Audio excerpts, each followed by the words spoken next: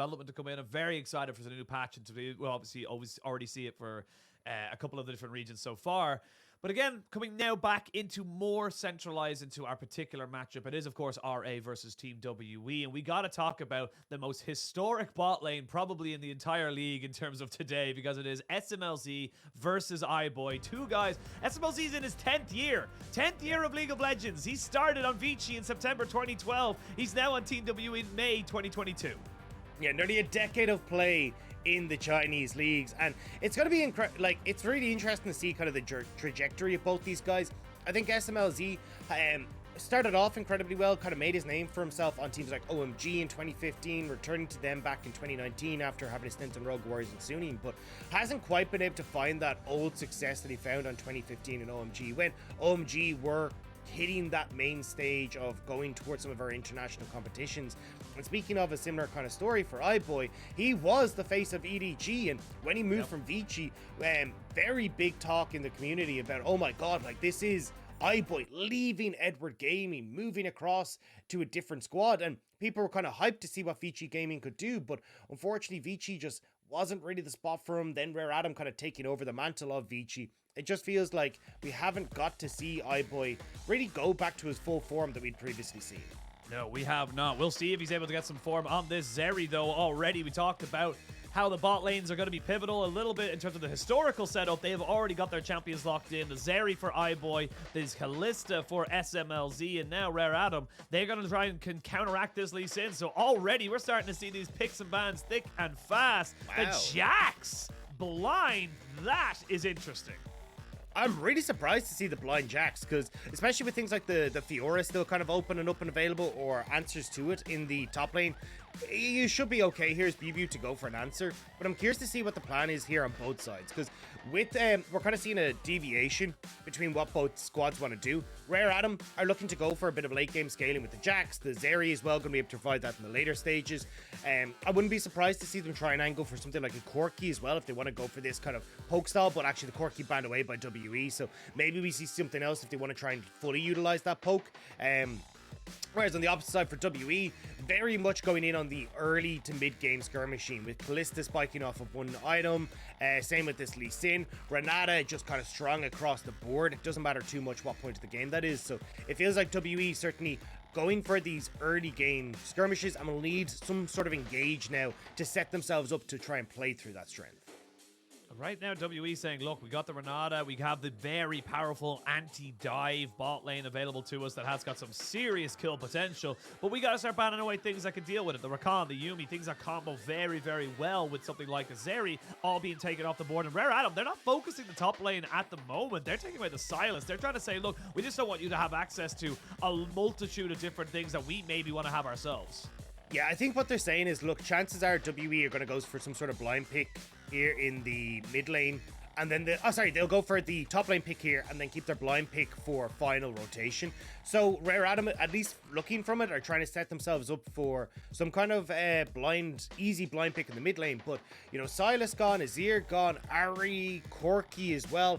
A lot of these top picks have already been taken away, so I was about to say maybe they're setting up for something like a Lissandra, but looks like Shanks might take that away. Yep, Shanks takes that one there. Lissandra does incredibly well so far. We obviously see it quite a lot as a counter to things, but still a very solid blind pick as well.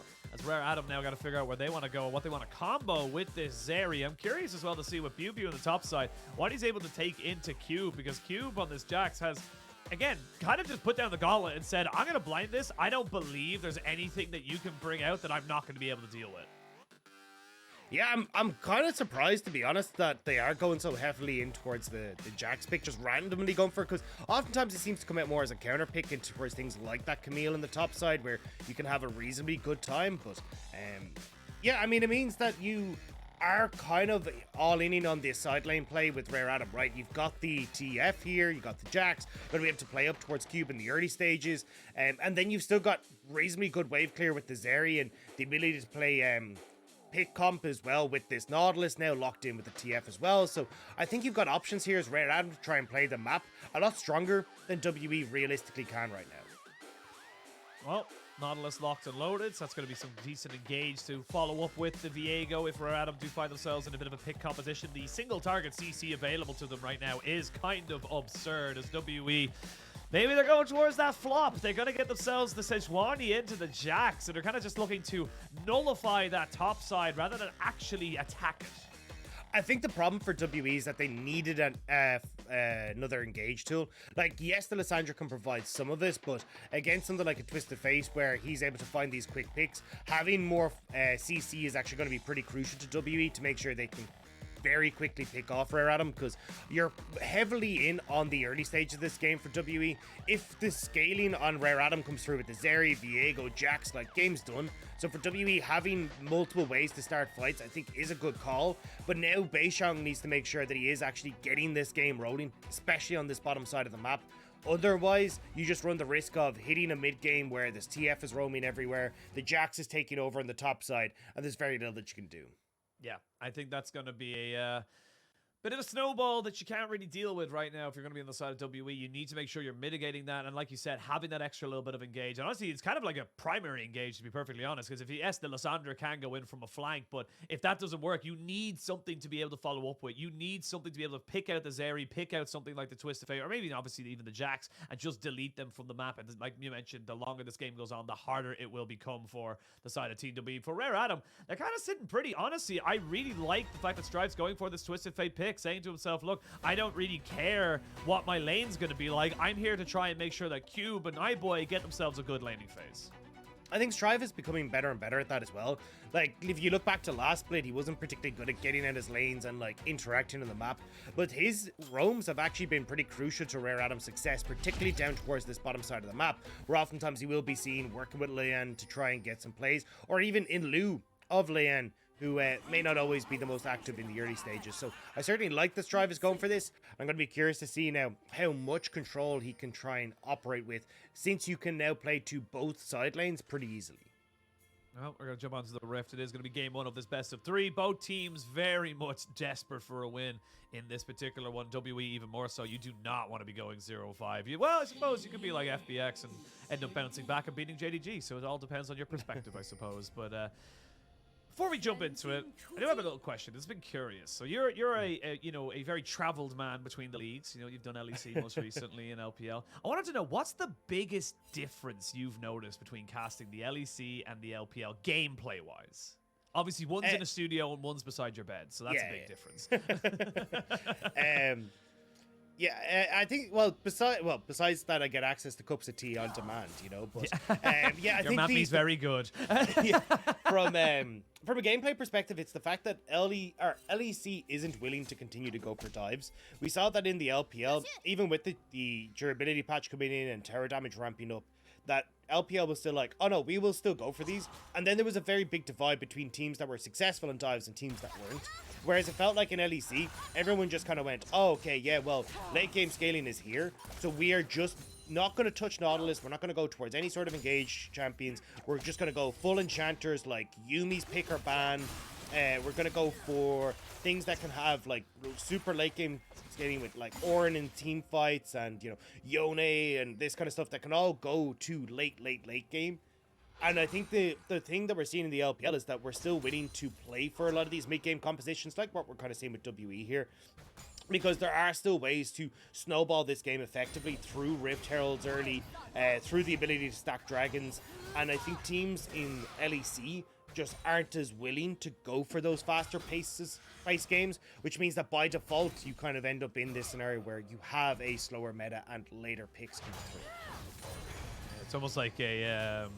I can't remember the word for it. It's like, but you assume it's it is this way. prophecy. Yeah, that's yes, the word. exactly. I was also racking my brains for it. Yeah, couldn't think of it myself either. I was just kind of like, what is this? What is this word? But there is a term for it. But yes, thank you. But yeah, it does feel like that, you know, kind of setup right now. And honestly, it's why I love the LPL, because no matter if it is two teams like this with RA and WE, they are willing to go for it. It's like you mentioned. It's like, yeah, RA have gone for the late game scaling with the Jax and the Zeri as well, but WE have said, cool, we don't want to just have to, you know, flip it at a, you know, 5-man at Baron at 30 minutes. We want to see if we can get an advantage, because if we can snowball, and that advantage in itself becomes your win condition. So curious to see how all teams kind of work for it. I just want Worlds, man. I'll be totally totally honest. I just want to go to Yeah. Worlds and see the metas clash. That's always what I want.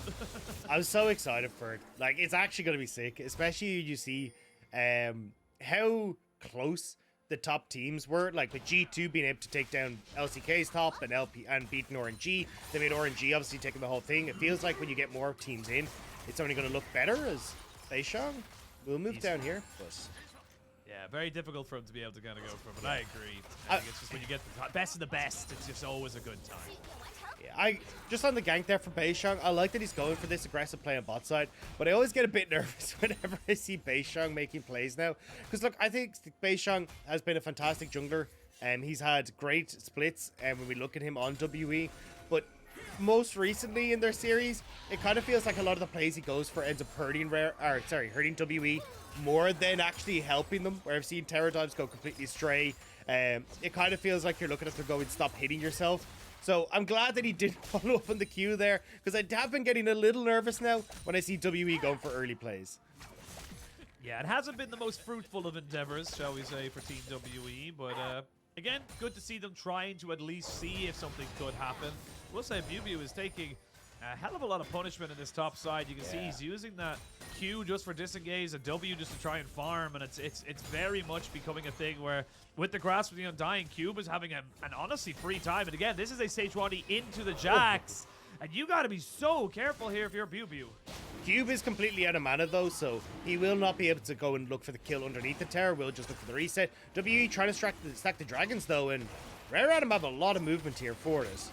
But Got a lot should of be movement, okay. but 4 people here. Beishang does have Smite and a Rend. They'll secure it. They go in for the fight. There's a Glacial Path going in. They don't have the Ring of Frost just yet, but it's First Blood going over to Kalista. iBoy trying to run away, but the Ice Effigy forces the flash out of him. So that's going to be a lot of summoners burned for RA. Honestly, I don't feel like they needed to contest that. No, nice job by WE. Beishang went incredibly low, but doesn't actually end up falling in the pit, because by the time Rare Adam commit, he'd already smited, got that health back, and from that point forward, you just have more favorable tools on WE right now. So you see it here, Beishang does get taken incredibly low, but because he gets the smite off, he actually manages to heal a good amount. Shanks is in a much better position here than Strive is, and as well, honestly, like, Shanks just has more tools available than Strive right now. Strive doesn't really have the big kill. Oh, I just spotted that on the back as well. The bailout comes through right as the kill goes over onto WE side as well. So Beishang doesn't fall on the backside. Ends up getting the revamped health bar thanks to that bailout. So perfect timing there from heal on that ability. Very nicely done. Good positive start here from WE. This is the snowball that we were kind of talking about right there, because yes, Cube will have priority in this top side, but when you are picking up the likes of the dragons, you're getting kills onto your bot lane, that's where this game gets a little bit more tentative for the likes of RA, where you're kind of saying, look, you can't just sit and wait, because this Kalista will become a monster, and with the extra engage that Shanks provides alongside BuBu, there are ways for these carries to be caught out. Yeah, and the biggest thing is that you're giving this composition from RBE that wants to snowball the ability to, right? Like, Strive would have loved if, instead of contesting for that, you push in mid, Strive hit 6, let's go and dive top when you saw how low BuBu was, right? Like, you could have gone for these sorts of plays or tried to facilitate an advantage for Cube in that scenario after BuBu would TP back in. So there were other plays available, and this is kind of why we're looking at these teams going, they aren't exactly the at the front of our mind when we're talking about teams that are going towards playoffs. Not the first people, I definitely say, when they say who's in our top 10. Hey, look, I'm trying to, like, rein in the violence today, right? I've already insulted enough different things. Oh, don't worry, I know. I'm well aware of how you started this broadcast, berating me and my alfalfa, my little head faux pas. But we'll wait to see now where WE want to try and maybe take this advantage. I will say it's not really equaling into huge amounts for them. Of course, the gold lead is a little bit skewed because Strive will get some passive gold himself. BuBu has a feeling, though, with the wave in the position it is, he's not really sure where Leyen is and wants to make sure that he's not getting ganked, and also recognizes there's a Rift Herald being taken. So good heads-up play from BuBu, kind of stopping a lot of what's going on. Yeah, the 8-minute mark is definitely when top laners get a little bit nervous because they're like, look, there's definitely people coming up here and I just have to be careful of that. A lot of movement down for WE to that bot side, though. It looks like they're going to try and look for some sort of dive, but iBoy and Yuyanja suspecting that and are actually just going to back away. Yeah, the Destiny Gate has been used as well, so they're trying to maybe just dissuade a dive. There are 4 people here for the side of WE, and yes, you get the Rift Herald, but you're losing a lot of golden experience here on the RA bot side, and the plates going over is big for WE. Yeah, I mean, you're going to basically answer what would be a turret, or the turret taking power of the Rift Herald. And actually may even get even more. It will be shared between 3 people though, so not going to be as impactful for someone like SMLZ. But the ultimate being used by Strive there was really curious, because you're not really going to get anything off it, right? And that was one of your tools to try and help out here, and maybe dissuade any sort of plays, and that's just gone now. I mean, yes, you're sharing the plate gold, and obviously that feels bad because you want to try and give it onto a singular carry, but iBoy and Uyanja can't get near this wave. This is the 3rd wave that they're going to lose. Oh, I mean, WE are destroying Rare Adam on these map movements right now. This is really, really good from WE, and you're not getting anything back like Strive. Strive is pushing mid, sure, but I mean, Shanks has already pushed in that wave, so he's totally fine. He's going to move back. Full turret goes down for WE, and yeah, I mean, a complete disaster for Rare Adam on that play. Strive needed to move down with that Destiny to actually help iBoy and Uyanja keep the terror, but instead, he just pops the Destiny and does nothing. And the thing is, he's also running Merc threads. So he doesn't even have the reduced cooldown because of the Ionian Boots of Lucidity. He doesn't have ability haste. So it's going to be even longer before Strive gets that ultimate back up. So, yeah, I don't know. Not exactly the best starts here for Rare Adam. Like, 1 kill going over to WE. But look at that gold lead already starting to creep up for Team WE. Yeah, and you're 20 CS up in the bot lane. You're going to be able to do a full lane swap now because, yes, to be real, you got 1 dragon, so you don't really care about the rest of them. Leanne trying to go for a little bit of an evade here towards the mid lane, so already Beishang moving himself back here. But this kind of goes back to what you were talking about, the proactive nature. And speaking of which, I'm going to have to stop myself as Leanne might be in a lot of trouble. Never mind that, Leanne is in a lot of trouble. He heartbreakers, but Keel picks up a kill. Uyanja now trying to run away. He will have a dredge line available to him very shortly, but not before he has to flash away from the frozen prison. I mean, this is really well played by WE, and honestly, not what I expected coming into today. I saw WE, and I've watched a couple of their series, and was thoroughly unimpressed with the early game. It really felt like they didn't really know how they wanted to achieve their goals, but WE kind of styling on Rare Adam right now. I mean, they're just completely running them ragged around the map. And again, Beishang is just saying, look, you can't go near this Kalista. You just can't. It's not possible. So you have to just back away. They're losing gold. They're losing experience. Turret plates are going over for Galore. And you can't even dive the Sejuani. That's just not possible for you right now because she's so tanky. Yeah, especially with Shanks moving down here as well. He knows that the ultimate's going to be back up from Strive. It's just hit over. So Shanks was roaming down to cover that place. So yes, you will get the Rift Herald charge, but I mean, you're only equaling it now for turret plates on this top side, and you're already a terror behind. This should never be the type of trade that you take when you've got Rift Herald. And again, it's the proactive play that we were talking about. You said the difference between, the late game scaling that, the meta as such from LEC compared to the LPL. LPL teams know that if they can get this momentum and they can get the gears chugging up and up and up, you just fall behind. There's not really an answer available to you. And even right now, we might see Bew feeling confident because, again, no one's going to take him down just yet. Yeah, I mean, I just feel sorry for Rare Adam in this one because we're about to watch this Kalista go back, pick up her first mythic, and just basically take over this game. Like, there is, this is huge advantages for WE. And yes, you managed to get 1 dragon. It'll stop the stacking for a little bit, but it's things like next Rift Herald that's going to be coming up in just a moment, in about 3-4 minutes time, that are then going to be able to be used mid and crack up with that structure. The ability for Strive to actually make plays with this Twisted Fate as well is going to be massively neutralized because you just won't have control of the map. And as well, Strive hasn't got 1 good ultimate off yet. Like, he used that first one just to spot out that WE were about to take the bot lane turret, and that was it. So from Rare Adam's point of view, how do you actually try and control this game again? I don't know. That's what I was hoping that you would be able to tell me because WE running ragged. Yes, it's only about 2,500 gold lead, and Cube will get himself a free plate on top side. But again, the map pressure, the presence to be able to say, cool, you don't have a tier 1 in bot or top. You haven't taken any tier 1s yourself, so we have full priority around this mid lane, and we have full priority around the next Herald in 1 minute and 20 seconds, and subsequently the next Dragon in 3:30. This is the pressure you're able to gain up as WE because of just very good proactive play. Yeah, And again, it's just going to be a case of trying to control the map now for WE, and they should be able to bring this one home. With vision control in River, they can eke that into the jungle, try and spot out where Strive is. And as long as Shanks is keeping this wave of bot pushed in, Strive can't really leave that lane to actually go and make plays mid. So now WE get to poke away at this mid turret, and they are rotating over just as Rift Tower's about to spawn to get some the vision on top side. So overall, WE just playing this out nice and smoothly.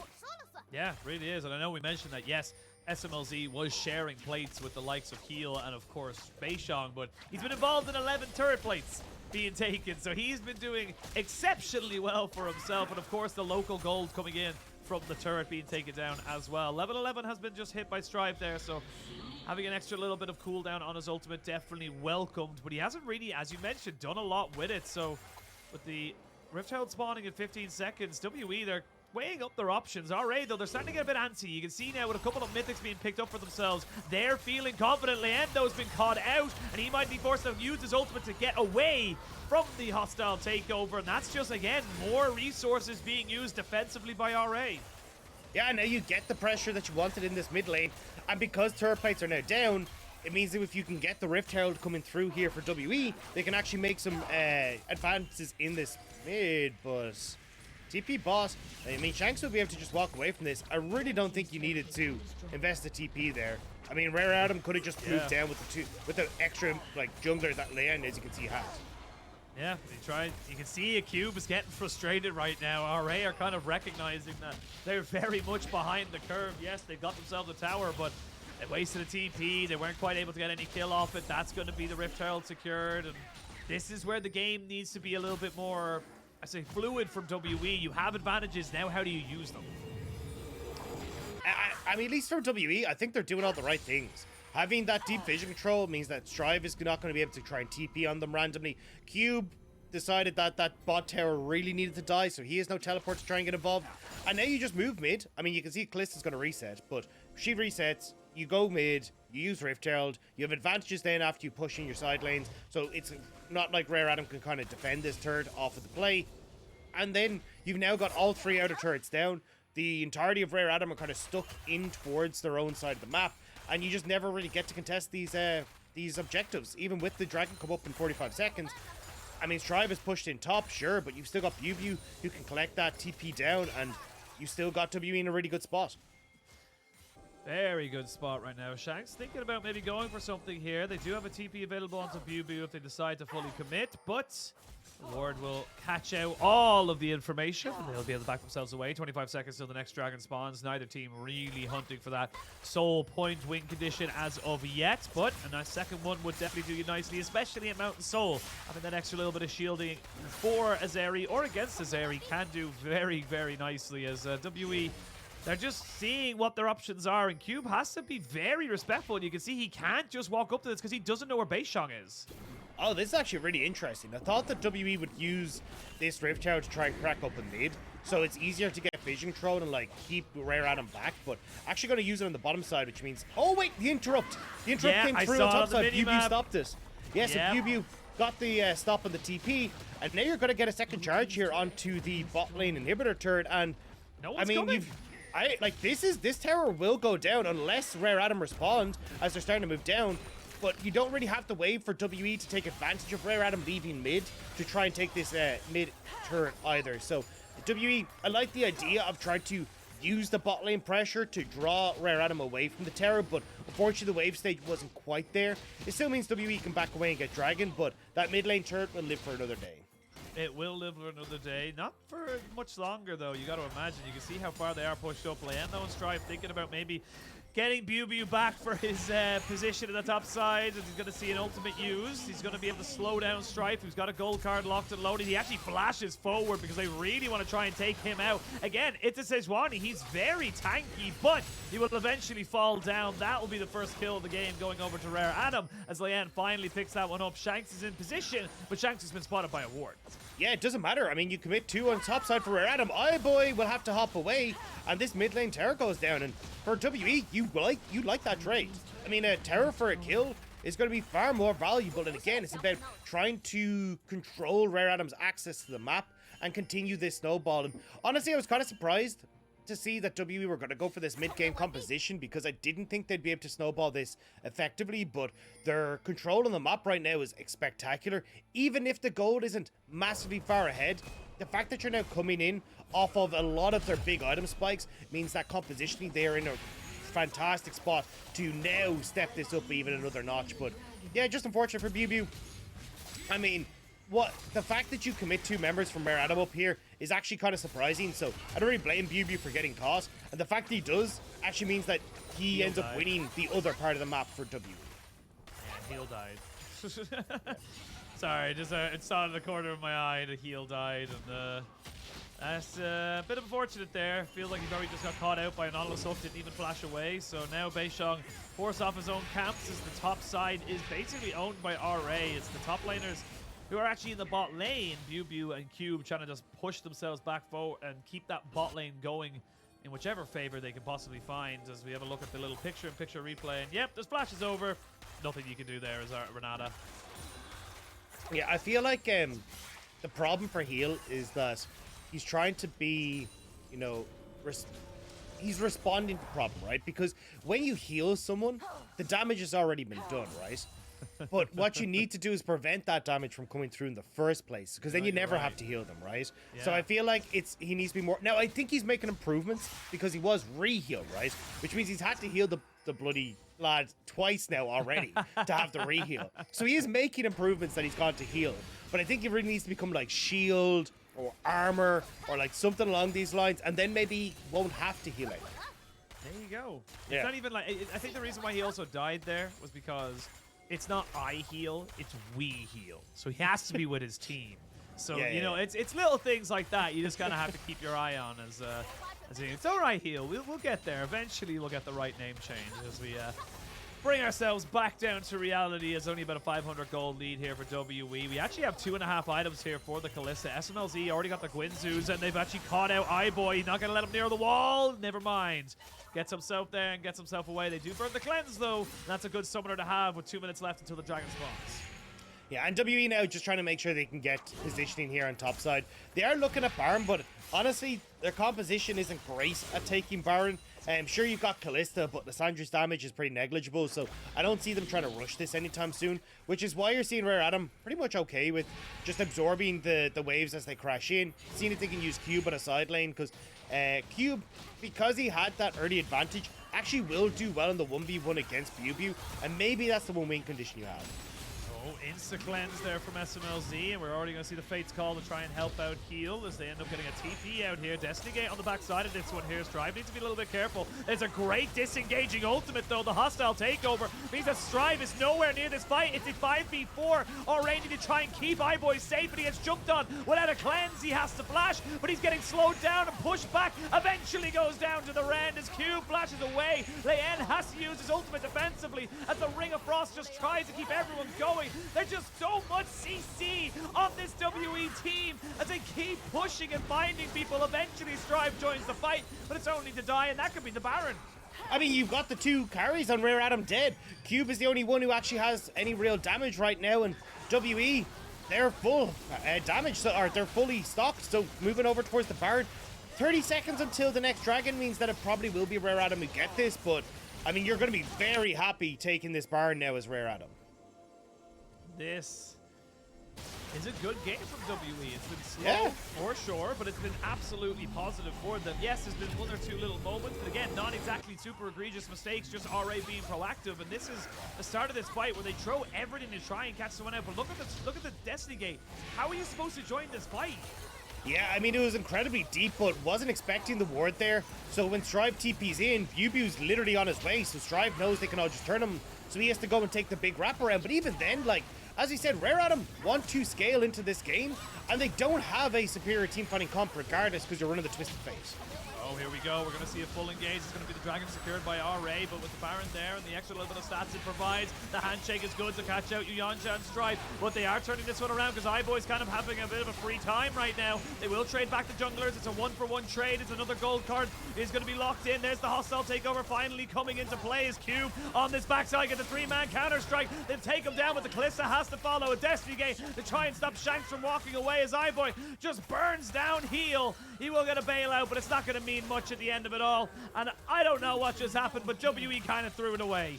I mean, it feels like WE didn't need to try and contest the Dragon. They should have just gone for waves, and I'm not sure exactly either what happened, but it looks like just people late coming out of the base couldn't quite get themselves set up from the front to back, and Rare Adam able to get a ton of work done. So we'll have to see as the replay comes through, but yeah. So we start off, yeah, it looks like, I mean, no, most members of WE are here already, but don't get the steal, and I think it's just super spread out. Like, half your front line is in the pit, the other half is now facing off on the top side, and means that WE just never really get themselves situated. Like, look at SMLZ. He just doesn't get any damage off the start of this fight until Cube ends up completely on top of him. And Cube, we talked about him being strong. Like, he's the one member of Rare Adam that wasn't put that far behind, and he's just able to carry this fight, being able to get on towards SMLZ, who is the big carry on WE. All the good from WE, sadly, is not going to mean a lot. The Baron will mean literally nothing because they have lost it on basically everybody. It's unfortunate, and this has kind of been the story so far of the split for WE. We've seen moments of good, we've seen, you know, little flickers of light, but it hasn't really been enough to stoke a fire, to start anything, exceptional from them. And as much as it pains me to say it, a 0-4 scoreline is kind of justified for this team. They don't really show enough to be able to kind of say anything else about it. I think it's a bit unfortunate for them just in this game as well, where they have put a ton of resources into SMLZ, but because he ended up taking the heal, like 1,300 gold of that has just gone into a QSS, because he didn't take the cleanse, which I think was a little bit of a mistake here.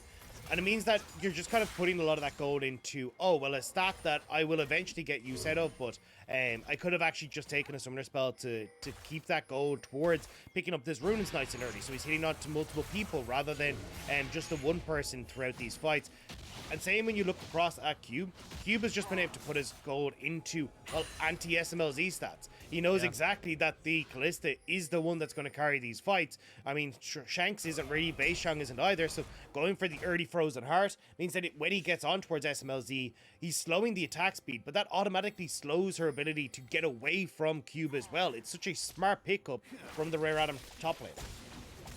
Yeah, and I'm also going to call out Shanks. Like, Crown of the Shattered Queen is nice, but I feel like your job in these fights is to consistently CC. And we'll see Lian getting caught out here. The handshake will bring him right back as he flashes himself away. They've got the Fate's Call to try and catch him out. The TP committed as well, and SMLZ will pick himself up another kill. So WE being a bit proactive and trying to catch someone out, but there's not really a lot for them to take afterwards. I mean, they should be able to move over towards this top turret, but Shanks has to reset, so it's not answered for by Cube on this bot lane. Yeah, I mean, they should be able to get one of these towers, just depending on how Rare Adam try and set themselves up. Yeah, they'll move over now and try and contest onto this top side. Again, they don't really have the minion wave, though. I actually don't think they can take it, so... yeah, this is a good pick, but not exactly going to lead to much else out of this one here. We'll have the Viego back up the map very, very soon. Oh, never mind. Strive. Ooh, he had the cleanse ready to go. There's hostile takeover, but that just actually helps out, you know, the Twisted Fate with his auto attacks. And despite all the good work, it's not going to lead to much more than just the kill that it was. It is still a 2,000 gold lead. So WE still in control with a minute till Dragon spawns, but like we talked about, that scaling is starting to come into fruition. 3 items just picked up for iBoy. He is a monster. You need to kill him in a fight, and if you don't, it's not going to go well. And that's why that last fight was so big for Rare Adam. The fact that iBoy got 2 of those kills and a bunch of assists actually gave him the goal that he needed to really be a factor in these fights now. And iBoy is going to be monstrous. Alongside Cube as well, he just finished them all. Mortius, like, these two are kind of terrifying right now. And honestly, even despite the fact that you are running the TF, with the fact that the TF has gone for the Lich Bane and has that rapid fire cannon already, means that you can actually do a lot of damage as Strive in these fights as well. See what they're going to go for. You can already see that poke coming out onto the squishier members. It is very difficult to try and sustain from it. WE, though, kind of forcing themselves there into the pit. And again, it's not sold for either team. It would just be 3rd Dragon for both of them. A Dragon apiece, but they may have caught somebody out. Yes, they have. Uyanja cannot get his ultimate off and cannot dredge line away. They will pick off one, and WE will turn back onto the Dragon. This is good play from WE. As RA don't really have an opportunity to get in here, but they will trade it for the mid lane tier 1. Yeah, and it looks like they'll get the top tier 1 as well. Strive can move up there. Looks like he might just Destiny up there, I imagine. Oh. Well, they're thinking about it, but they're thinking about the fight instead. As we can see, big damage there going on to heal as they're going to face call. Shanks now in a lot of trouble. There's the hostile takeover coming in, but cleansed straight away by iBoys. He's now starting to tread through these health bars, and this is the late game. This is where Zeri thrives, and the chaos that WE just cannot deal with. Double kill coming in for Viego. Lien getting himself 2, looking for a 3rd, and he'll get it. They're going to try and get those resets because maybe he wants a 4th. Strive thinking about where he wants to go. The flash in, the gold card is good, and the wild cards will hit their mark. W were doing oh so well until they just weren't doing well at all. And now the Baron is there as well. That was a gorgeous play from Rare Adam, but specifically iBoy. iBoy carried this fight so incredibly well, and that could honestly just seal the deal now for WE as Rare Adam are scaling to the moon. Scaling to the moon, and right now, I see iBoy going for a bit more of a prize. SMLZ trying to steal it back, but sadly he cannot rend in time, and iBoy, I don't even know what he's trying to get there. I don't even think he gets any gold from that, but let's have a look at the replay here, because again, this is 5v4 in favor of WE. Yeah, so watch how much damage iBoy gets off initially with the laser there. Takes half a heal's health bar. In a perfect position now to get a ton of firing off. And then another laser right as he comes out here. Gets another round of damage onto Beishang. And again, like consistently hitting in this fight. Making sure he's getting as much damage off as possible. And the amount of AoE damage that's coming out from the ultimate as well. iBoy played this fight spectacularly. Go back to our start of our segment where we talked about, you know, the tops and the flops. The Sejuani was on the flops and the Zeri was on the tops because the Zeri is just this good. And yeah, you now have a QSS available for iBoy, so even without his cleanse, he's going to have one on alternating cooldowns, so there's no real way you're going to be able to get the hostile takeover to do much to him. I will say they're going to have to try and commit to this. Oh, the flop. Oh, well, see the flop. Oh, the flop. The flop. It's like, you know, when you see someone belly flop into a pool and you just hear they're like, bam! And it's just like, ooh, that didn't feel good. I love the way a belly flop is not just defined by a single noise. It's the flop and then the ooh from everyone that witnessed it afterwards. Pretty much.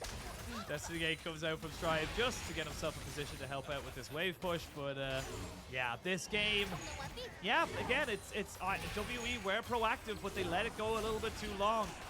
And again, I gotta kind of have to call out just, you know, certain itemizations, certain summoner cell picks. You talked about SMLZ not having that cleanse and having to go for a QSS, so that's 1,300 gold. Shanks, I tried to mention going for the Crown of the Shattered Queen instead of an Everfrost. Again, your job is not to survive, your job is to CC. It just feels like it's a little bit of a diff there in that regard, and it didn't really do them any favors despite all the proactive play they were looking to do. Yeah, and now WE taking a step back. Not really in a position to try and contest Rare Adam.